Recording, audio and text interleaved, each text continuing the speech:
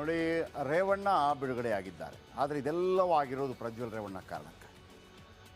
ಇವತ್ತು ಎಲ್ಲ ರಾಜಕೀಯ ನಾಯಕರು ತಮ್ಮ ತಮ್ಮ ಹೇಳಿಕೆಗಳನ್ನು ಭಾಳ ಕೊಡ್ತಾರೆ. ಯಾಕ್ರಿ ಹೆಂಗೆ ಆ ಹೆಣ್ಮಕ್ಳಿಗೆ ಅವರ ಮರ್ಯಾದೆ ನಿಮ್ಗೆ ಗೊತ್ತಾಗಲಿಲ್ವಾ, ಬ್ಲರ್ ಮಾಡಲಿಲ್ವಾ, ಮತ್ತೊಂದು ಮಾಡಲಿಲ್ವಾ ಅಂಥವ್ರು ಯಾರು ಕೂಡ ಇವನನ್ನು ಪ್ರಶ್ನೆ ಮಾಡೋದಿಲ್ಲ.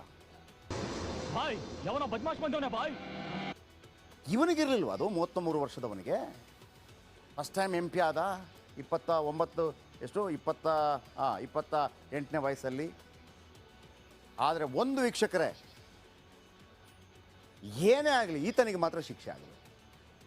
ಅದೆಷ್ಟೋ ಮನೆಗಳ ನೆಮ್ಮದಿಗೆ ಕೊಳ್ಳಿಟ್ಟ ಮಾನಗೇಡಿ ಈತ.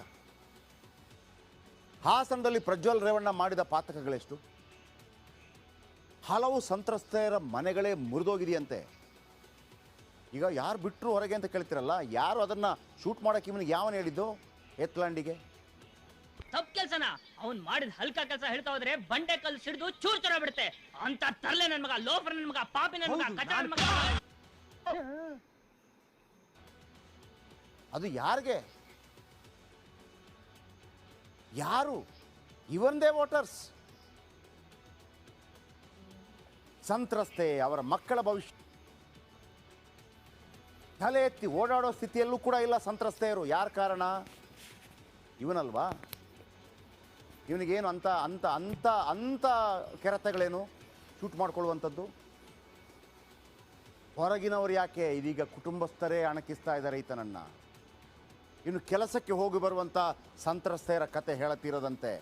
ಯಾವುದೋ ಆಮಿಷ ಹೊಟ್ಟಿರ್ತಾನೆ ಕೆಲಸಕ್ಕೆ, ಮತ್ತೊಂದು ಪ್ರಮೋಷನ್ ಅಂತೇಳಿ ರಾಜೀನಾಮೆ ಕೊಡುವಂತ ಇದ್ದಾರಂತೆ ಮಹಿಳಾ ಸಹೋದ್ಯೋಗಿಗಳು. ಇವನು ಬರ್ತಾನೆ ಈಗ, ಚಪಲ ಚೆನ್ನಿಗರಾಯ ಬಂದು ಶೃಂಗಾರ ವರ್ಣನೆಗೆ ಮನಸೋತ ಚೆಲುವೆ ಅರ್ಪಿಸಿದಳು ತನ್ನ ಮೈಯ.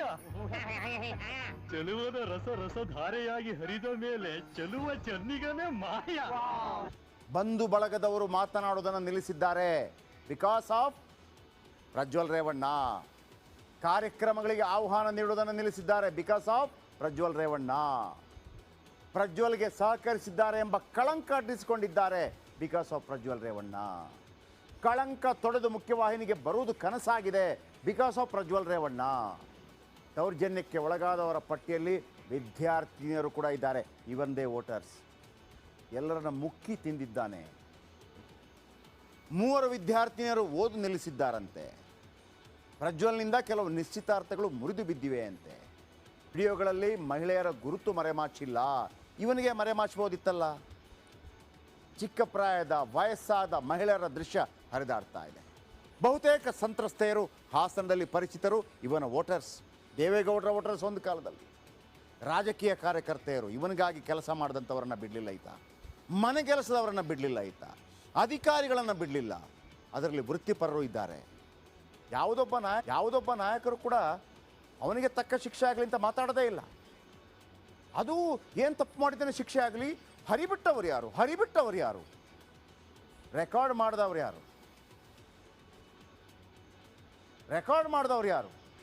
ನಾವು ಮೀಡಿಯಾದಲ್ಲಿ ಹೇಳ್ತೀವಲ್ಲ, ಕ್ಯಾಮರಾ ಪರ್ಸನ್ ಡ್ಯಾಶ್ ಜೊತೆ ಡ್ಯಾಶ್ ಅಂತೇಳಿ. ಹಂಗೇನೆ ಕ್ಯಾಮರಾ ಪರ್ಸನ್ ಪ್ರಜ್ವಲ್ ರೇವಣ್ಣ ಜೊತೆ ಪ್ರಜ್ವಲ್ ರೇವಣ್ಣ. ದಪ್ಪ ನನ್ನ ಮಗನೇ, 420 ನನ್ನ ಮಗನೇ, ಚೀಕ್ ನನ್ನ ಮಗನೇ, ಲೇ ಮೊಸರನ್ನ ನನ್ನ ಮಗನೇ, ಲೋಫರ್ ನನ್ನ ಮಗನೇ, ಕಚ್ಚಡ ನನ್ನ ಮಗನೇ, ನಿನ್ನ. ಇದರ ಬಗ್ಗೆ ಸಾಫ್ಟ್ ಕಾರ್ನರ್ ಬೇಕಾ? ಇದು ದರ್ಪ ಅಲ್ವಾ, ದಾರ್ಷ್ಟ್ಯ ಅಲ್ವಾ? ಹೇಳಿದ್ದು ನಡೆಯುತ್ತೆ ಅಂತಲ್ವಾ? ಯಾರು ಕೇಳೋರು ಅಂತಲ್ವಾ? ಯಾವುದೇ ಕಾರಣಕ್ಕೂ ಆಗಬಾರ್ದು. ನೈತಿಕತೆಯ ಅಧಪತನ ಇದು. ಶಿಕ್ಷೆ ಆಗುತ್ತೋ ಇಲ್ಲೋ ಬೇರೆ ವಿಚಾರ. ಆಗ ಮಾತ್ರ ರಾಜಕೀಯದಲ್ಲಿರಬಾರ್ದು. ಅದು ಯಾರು ಏನು ಬೇಕಾದ್ರೆ ಅಂದ್ಕೊಳ್ಳಿ. ಇಂಥ ಕೆಲಸ ಮಾಡಿದವ್ರು ಯಾರೂ ಇರಬಾರ್ದು. ಮುಕ್ಕಿ ತಿನ್ನೋರು ಅಂತಾರೆ ಇವರನ್ನು. ಇನ್ನು ಮಗ ನೋಡಿ, ಯಾಕೆ ಹೇಳ್ತಾ ಇದ್ದೀನಿ ಅಂತಂದರೆ, ಇವನ ಈ ಹೆತ್ಲಾಂಡಿ ಕೆಲಸದಿಂದ ದೇವೇಗೌಡರ ಒಂದು ಫೋಟೋ ತೋರಿಸ್ತೀನಿ ವೀಕ್ಷಕರೇ. ನಿಮಗೆ ದುಃಖ ಆಗಬಹುದು ಇವತ್ತು ಅದನ್ನು ನೋಡಿದರೆ.